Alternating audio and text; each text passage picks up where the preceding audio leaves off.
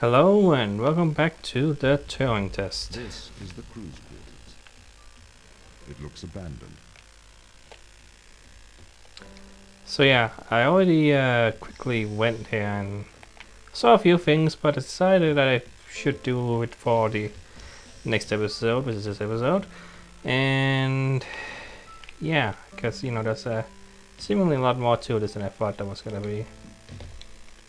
Keep forgetting X is the square button on the PS4 controller, because it uses the Xbox things, even though that's a blue X, which is the same as the blue X on the PS4 controller. So it's very confusing to me. Anyway, I don't think I read this thing, did I? Yeah, I don't think so. Dear Tom, knowing that you're always watching, I thought I would write you a letter. As you no longer reside in my mind, I decided to transfer my thoughts to text. I want to do so in the form of a history lesson. Lesson perhaps you'll find condescending, but it's likely more for my sake than yours. Adam Turing is considered a father of the theoretical computer science and artificial intelligence. Perhaps a lesser known part of his life was his contribution to the field of biology. Why do you suppose his interest in laying these two disparate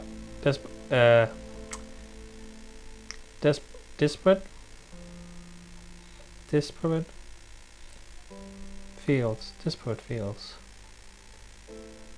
Disparate. But what? What does that word mean? That it doesn't mean different, does it? Because I thought it well, I don't know what it means, but I feel like I should know what it means. I don't. Anyway, I assume it was because he believed the world to be logical and understandable. He was a mathematician. He seemed to believe that a great complexity of the universe could be explained with simple rules. 2 years before his suicide in 1952, Turing developed something called, what's that? Okay, reaction diffusion systems. Why does that look so weird? Anyway, it's kind of weird to read this. It looks kind of weird on my screen. I don't know if it translates well. Anyway, inside the academic world, this work is cited more than his work on computers. It can be generally formalized as one-line equation that I'm no mathematician. However, in plain English, this equation describes things that wish to diffuse. However, also react with each other during this process. I am sure it sounds strange to you, or at the very least, tangential to our lives on Europa. But what relevance does it have to anything here? Reaction diffusion systems show how patterns are created, show how the leopard got its spots, and how the zebra got its stripes. But my real interest here in Turing's real interest here is Turing's interest. Jesus.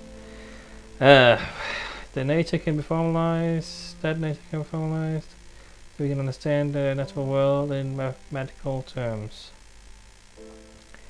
To read. Turing created a test to answer the question: can a machine impersonate a human? The intrigue behind that being: can a human mind be simulated by a machine? Why is that question? To prove that the human mind is a machine. I'm not sure that is Turing's opinion, however, concerning consciousness. He states this: according to the most extreme form of this view, the only way by which one could be sure that a machine thinks is to be the machine and to feel oneself thinking. One could then describe these feelings to the world, but of course no one would be justified in taking any notice. Likewise, according to this view, the only way to know that a man thinks is to be that particular man. If the human mind exists within the physical world, it obeys the same rules of physics and chemistry as every other thing in the world. Therefore, like all of nature, it is merely reactive. It is curious that nature would create, through the mechanics of determinism, creatures that believe their free will. Conversely, I suppose if we conclude that we are all machines, we only came to this conclusion in a predetermined manner. We don't claim credit for our discovery, as it is just a part of nature's genius, not our own. A humble idea, I think. Behaviorism.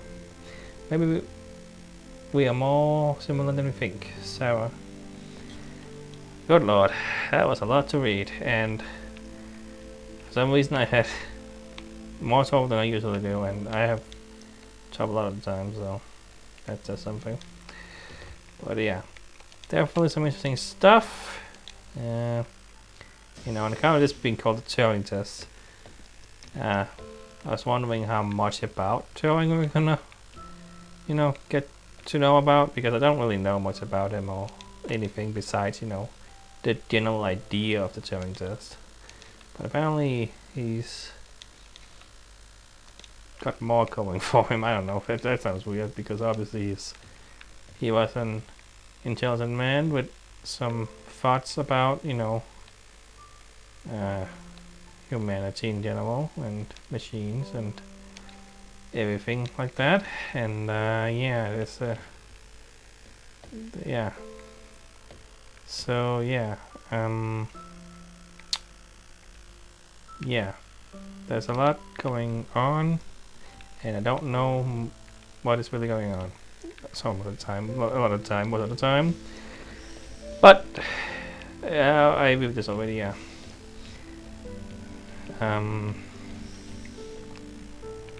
Okay.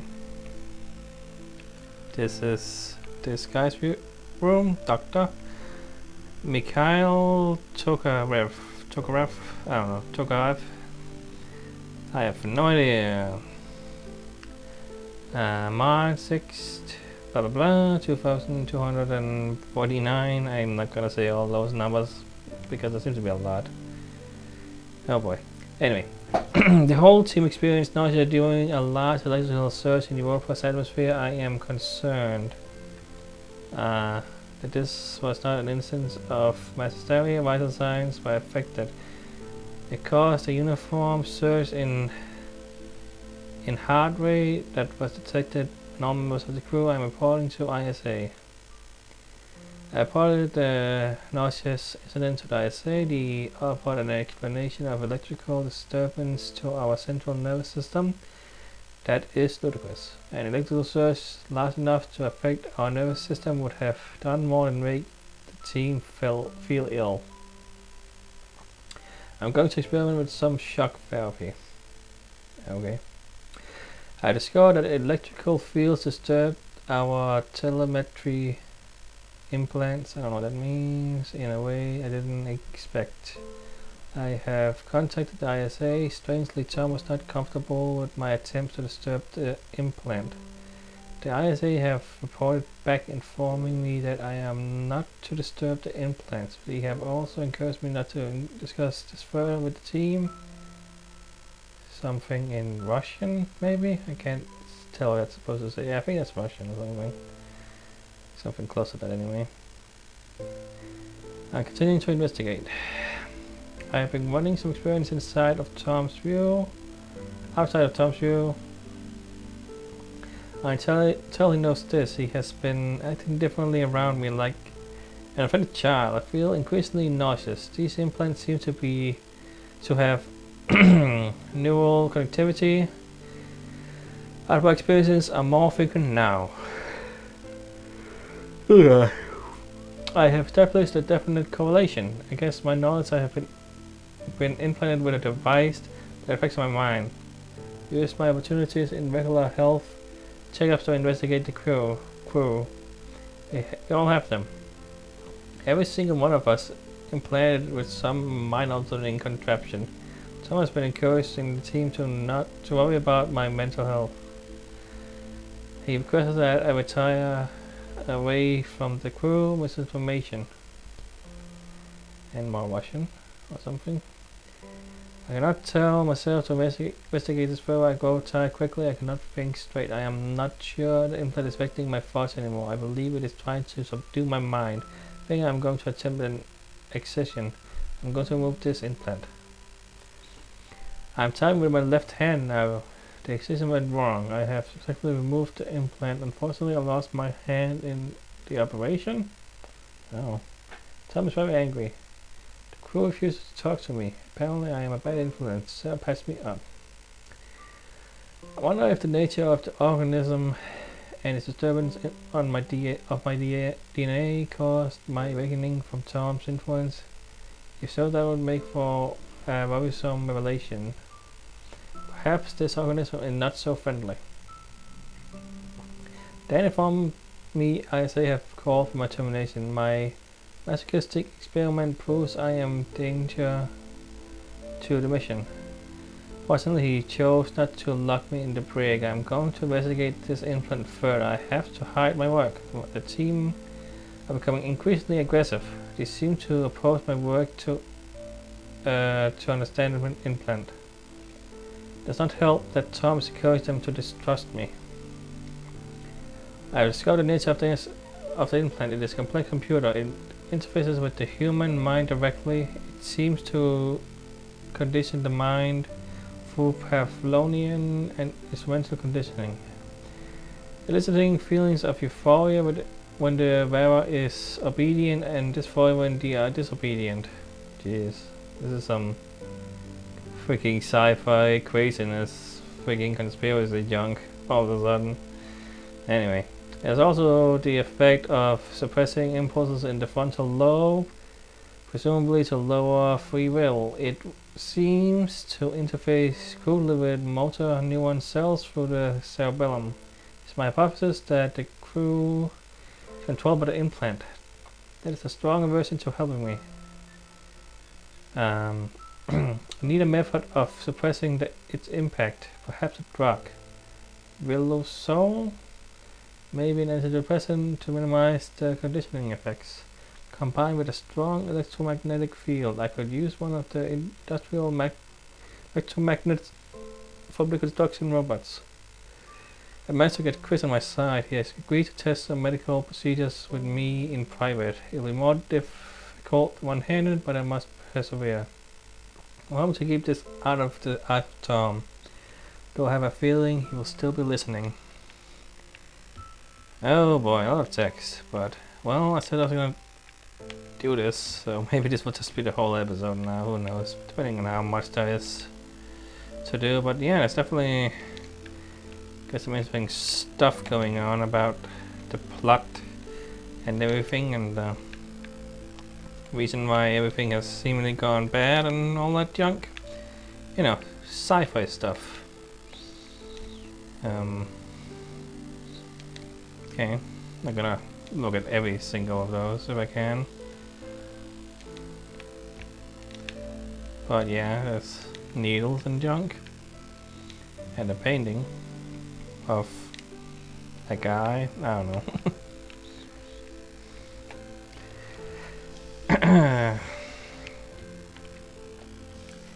And this is exobiologist Dr. Soshi Yui or something. Yui? I don't know how you say that. But yep. Yep, and a ring. And this, gonna read that later, maybe. A plant of some kind. A cup. A Rubik's Cube. And another picture, which looks green screened. Like, why does it look kind of weird on his jacket there? I don't know what's going on there, but whatever. Oh, there's even two things to read in here. Oh boy. And a violin, I think. Maybe something else that's close, but I don't know instruments. So here's that drug, so... Huh. Is he taking it? I don't know. But... okay. Reading times. Oh man, look at all this. Yeah, this is probably gonna be the whole episode, but so be it. Hi Matthew, we've been studying organism 119. Please find attached scanning electron microscope image which appears to show pilus formation. us? What is this? The hypothesis is that this is a stress response due to high levels of radiation planned to affect the human cell with organism 119 and perform irradiation experiments with flow something something. So many weird words I cannot say at all. Would this be appropriate? It would be great if you could get the department to look at the SEM image. And has that.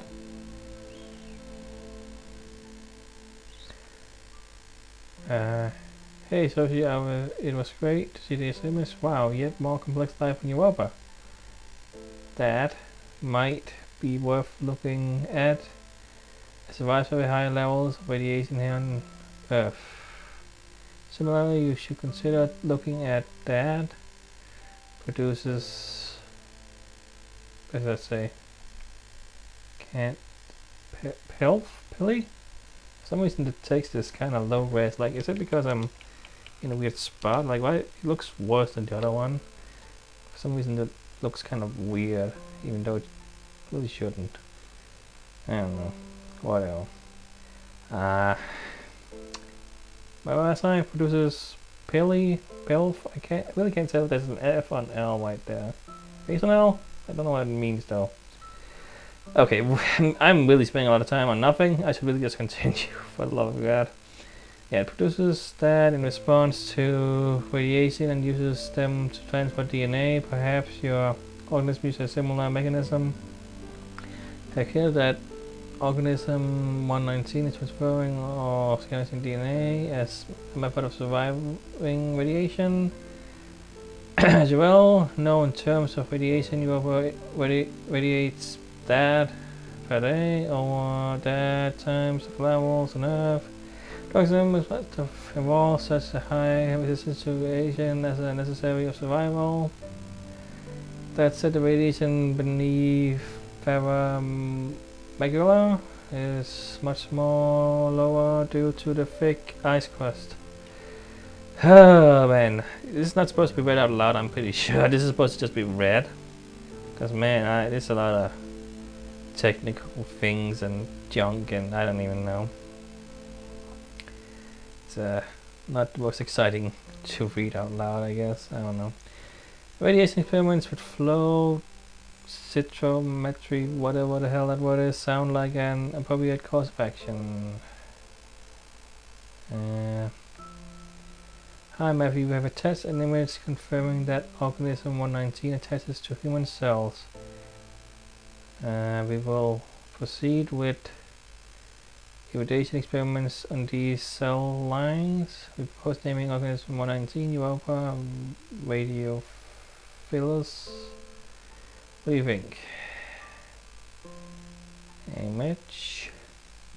We now on the irradiation experiment and can confirm that E. radiophilus does indeed seem to confer resistance to radiation. C. Attack. We assume survival is due to DNA damage repair. We tag various DNA repair enzymes with GFP. Found that DNA double strand break repairs is occurring. This is kind of not interesting to me at all. It's like, what's a technical junk? I don't know. Should I be reading all this or should I just continue? I'm already in so far. I might as well just do everything down here, just to have everything. But man, I you know, it's interesting in some ways, but also it's a lot of text. You know, I also had to read like a lot of text in the Talos principle when I played that. But if you know, I condensed it into one video most of the time, and I would like to continue playing the game today, but I don't see that happening. I think this is literally just going to be me reading all this today. But so be it. All right. Hi, so she's something amiss. We don't know what is performing the repair. The lab doesn't know how that could repair DNA. We consider that another organism may be in symbiotic relationship with that, perhaps a virus. We ran a PCR on the human cells exposed to that to see if there was a virus present. We have discovered an unknown virus, which we have named unknown Ebola virus. And there's this. Yep. This is phenomenal. You need to sequence this. We finished sequencing it. Data attached is data attached. It is a virus unlike any we have ever seen. Maybe we have found a cure for, what's that say? Senescence? Can't read what that says. Form biological immortality. Oh, okay. We are running some long-term tests on plants and mice to see the effects. The plants are clearly exhibiting long lifespans when exposed to the organism. We don't have the facilities here to continue testing. We are going on to human testing. We are going to use our cells as subjects. It's the only way to accelerate progress. Well, that sounds like a good idea. It's always a good idea to go for the humans in space. Because clearly you have all the tools necessary if things go wrong, which, well, here we are, right? So, what is it you found in Sochi? You found an extremophile? I don't know. I.e. an organism that can live in extreme conditions. Extremophile, I guess, then? I don't know. Words. That survives massive doses of radiation. Radiation damages DNA. The extremophile have a virus living inside it. The extremophile scavenges DNA from other organisms which the virus uses to repair the extremophile's damaged DNA. Essentially, they work together to survive in what's called a symbiotic relationship. So what's the implication? What does it do? In some ways it is an immortal relationship. It doesn't seem to age biologically. Aging and death are ultimately caused by DNA damage. We have the ability to fix our DNA, but that ability is limited. This organism can repair damage caused by massive doses of radiation. If we could harness this power, we could potentially eliminate biological aging, what is known as senescence. So you found something that could make humans immortal. Not exactly. There are many causes of death other than DNA damage. It would not save you from trauma, from brain damage, from cardiac arrest, etc. But it could potentially cure cancers and many genetic diseases, massively increase life expectancy. Well. But did it?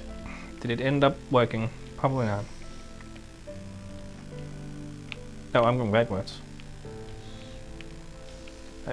Yeah, okay. All looks kind of the same here, so. I went to both, right? Yeah, I did.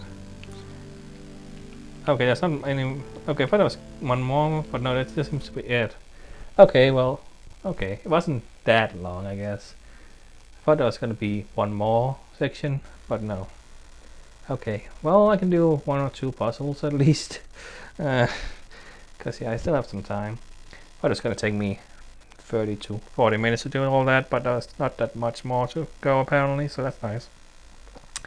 But anywho, we have learned a bunch of things. What's going on? What we're doing? Some crazy doctor who may or may not have a point. Maybe there is some implant that, you know,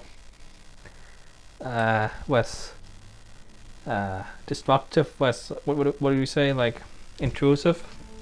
Maybe it's just, you know, whatever. Nothing, no big deal. Who knows? It's hard to say based on that text because it seems like he may have gone crazy after all that. So is this? Oh, is this like indicating how many rooms I have to do? Maybe I don't think I did that many rooms before though. So, but there's like a one. Maybe we'll see that next time I find one. It's not safe. Manned space travel is not safe. Since mankind first entered space, the debate has raged over the value of manned space travel. There is a large contingent of the ISA that believes all tasks that need to be performed on Europa could be performed by machines. It is obviously less risky to send machines rather than humans into space.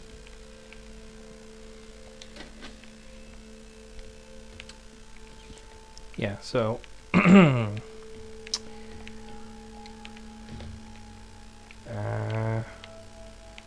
so this produces a thing, but I already have one, so I can't produce more. Huh? Okay.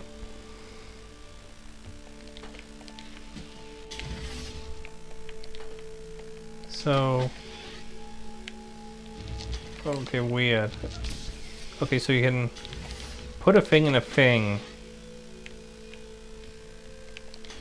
That's interesting. Even though, yeah, it already has a thing in it. As you call them, something else. And thing. A ball thing.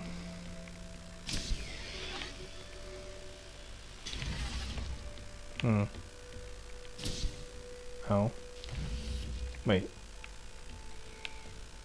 The door is tied to something here? Tied to this. What? Wait. Okay. Huh. How's this gonna work? I know this is gonna work. Yes. Yes. Then I go in here and set that up. Haha! I have made it work. Cool. Okay. Well, maybe there really are that many levels. I really didn't think I beat all those levels, but maybe I really did. Like, huh? It's interesting. Yeah. Cause yeah, that's what it seems like. Okay. Well. We sent drones to Earth's moon. Scientists can remotely operate drones. If we did it there, why not here too? Teleoperation became possible on the moon when the communication latency was reduced to 1.4 seconds. The distance between the Earth and Earth's moon is approximately 1.3 light seconds. This enables near real-time control of drones by scientists. The story is different with Europa, as the distance between Earth and Jupiter oscillates between approximately 32 and 53 light minutes. It takes a very long time for Earth to communicate with Europa. Due to that distance, teleoperation will never be possible on Europa. Okay, but why not control drones from the satellite? Why not indeed? My systems can be teleoperated from Europa's satellite. That is when the communication lines are open. However, the advantages of human field workers apparently outweigh the risks. Hmm. Well, it didn't work out, seemingly, so. Whoops.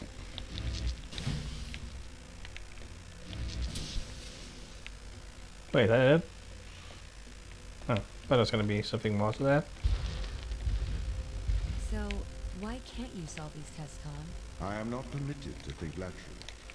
Parts of my systems are permitted to use evolutionary algorithms. This simulates what is called creativity.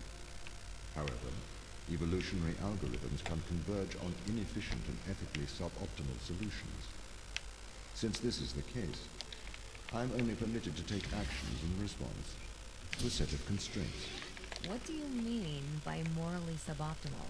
Solutions to problems that transgress ethical boundaries. Hmm. Okay, I'm gonna do this though. I'm not. I really feel like I should really just try to listen more to them because I'm not fully getting what they're saying there. I'm kind of listening to them, but I'm also kind of playing. I just feel like I should get a move on in this game somehow. I feel like I should keep just going and see what happens and go through everything instead of, you know,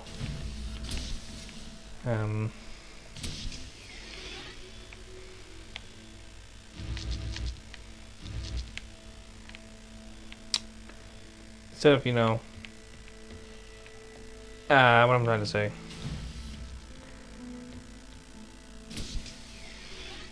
I should move on instead of trying to listen to them, because by standing still I waste time and it's not interesting just to look at nothing. At least I want to do something, right? That is my confliction, my... Yeah. Well, damn it.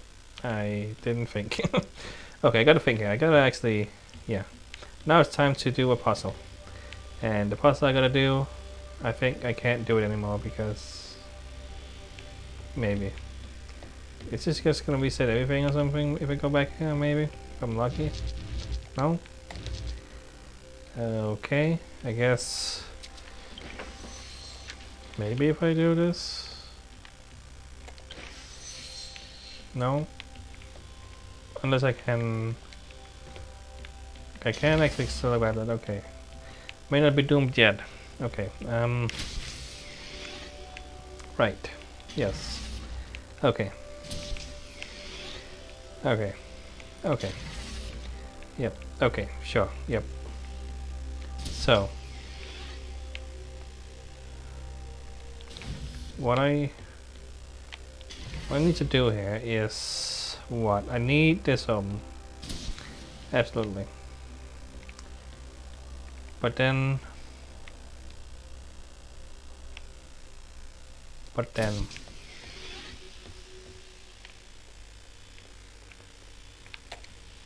Can't stand anywhere here.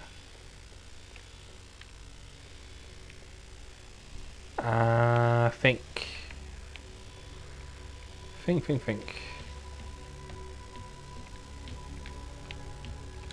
Can't go back and grab that, can I? Well, I have two if I go back down, so maybe actually yes. Because then I could... Yeah, I can grab this, put it here instead. Okay, here we go. I may be onto something. Put this down here. Grab you. I can grab this now. And I can do this. I can do actually this. Go that. And grab that. Grab that. And grabby. Putty. I did it. I beat the puzzle. Why does a lack of creativity stop you solving these tests?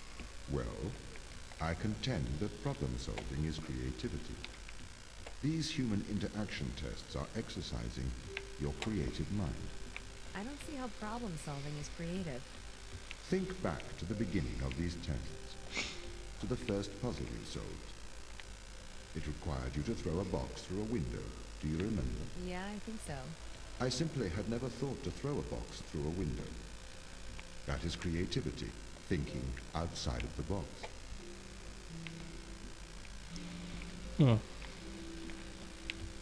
I don't remember throwing a box through a window, but I guess I did. I guess I have a video to prove I did. Because sometimes I'm not sure if my memory is playing tricks on me or what, because I don't remember having to do anything like that. At the same time, I've also kind of just been doing things in this game a lot of the time. So... what's going on? I don't really know what I'm supposed to be doing right now.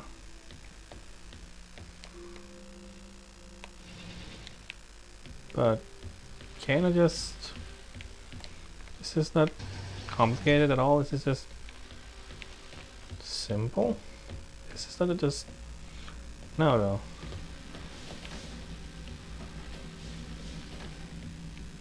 Oh. What? Wait, what is going on here?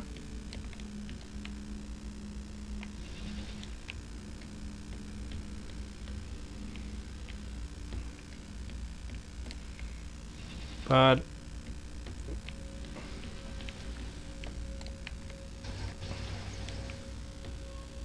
okay, no. Yes, right. Right. Okay. Okay, I guess this was already doing a thing. Yeah, okay. That's why I was confused for a second, because I thought this activated this, but it's like it just blocks it when I do that, because it's already activated. And yeah, I needed a bridge there to get up. Okay. Alright, gonna do one more. Can a computer ever be creative? They can. But a computer's method of creativity is to try everything until something works. Think of nature. People consider nature creative. The process of evolution by natural selection. It perhaps started with one organism. From there, it essentially tried to create every organism it could. Those organisms that did not survive perished. So, nature's creative force is to try every conceivable idea. Those ideas that work survive. Okay, so why aren't you permitted to emulate that process? Because the solutions that a biological process creates are not always good solutions. As we see, nature is morally ambivalent. It will happily create morally suboptimal ideas to fulfill its creative mandate. We see this in parasitic worms, viruses, and pathogens.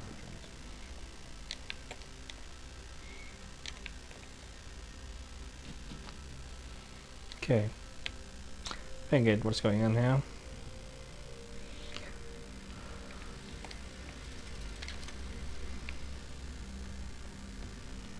Maybe. I may not get it, but I'm gonna try something.